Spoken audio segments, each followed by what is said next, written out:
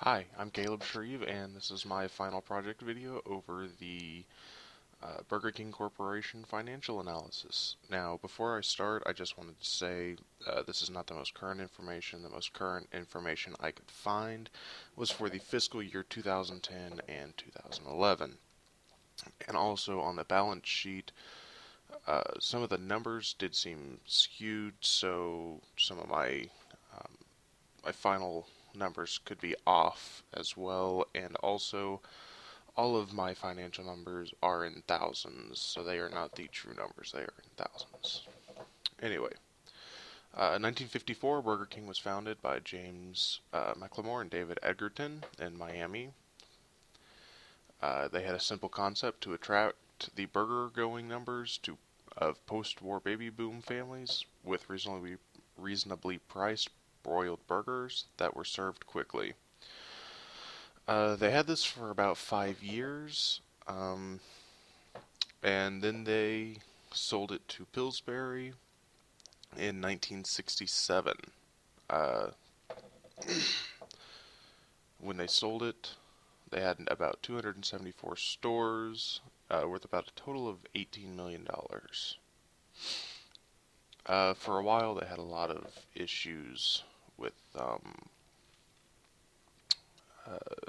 the higher ups in the company. CEOs did not last very long. And then Graham Met purchased them in 1989 for 5.7 billion from Pillsbury. Uh, and then in 2002, Texas Pacific Group, Bain Capital, and Goldman Sachs Capital all became partners and purchased them, making them an individual company again for the first time in about 30 years. Major ratios: current liquidity, I used current and quick ratio. Long-term solvency, I used total assets compared to total liabilities, and total liabilities compared to total assets.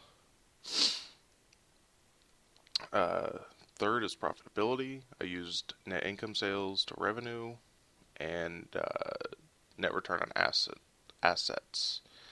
Four is activity. I used working capital turnover and fixed asset turnover. And the fifth one is labor cost percentage and labor cost.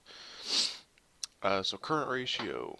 Current ratio is current assets divided by current liabilities.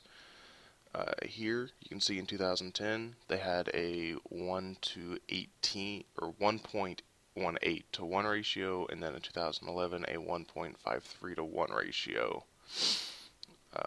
Obviously, the higher the ratio, the better. One would be just breaking even. Quick ratio, I was not able to do this for both years, as in 2010 on the financial records there was no information given. Total assets to total liabilities, 2010 and 2011, due to rounding, they were both 1.35 to 1, so they have 1.35 assets to every one liability. Liabilities to assets is, again, due to rounding, the same number in both years as a 0.74 to 1, meaning, again, they have more assets than liabilities, being a profitable company. Here we have net income to sales revenue. So this is one of those numbers I was telling you at first seemed a little high, a little off, being 31.2 of their net income being sales revenue, and then we have 6.5 after some research seemed a little more reasonable, especially after looking in the book. Net return on assets, again, rounding causes these numbers to be the same at 1.9%.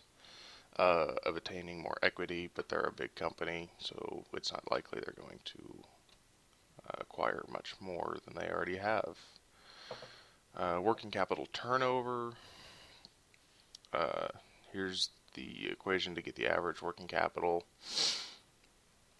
And then, again, a really low number here due to some of the information on the balance sheet. 14 is a lot likely, especially for a company the size of Burger King, for their working capital turnover. Fixed asset turnover, again, going off the same number as up here, the numbers being skewed, so this really low 0.83 I feel like does not actually reflect their company very well, but here in 2011 the 4.18 is between what the book said. A good ratio for a restaurant, 4.5, it is in that ratio, so I believe that that is a lot more accurate than, not even 1 times. Labor cost, their labor is about 21%, again, rounding. So you can see that being hospitality, it is high, of course, with labor being our number one expense. You would expect that to be a higher number, which it is. In conclusion, from 2010 to 2011, they did lose stockholders' equity, meaning that they were not very successful in that time. While their assets did increase, their liabilities increased as well, bringing down their total profits.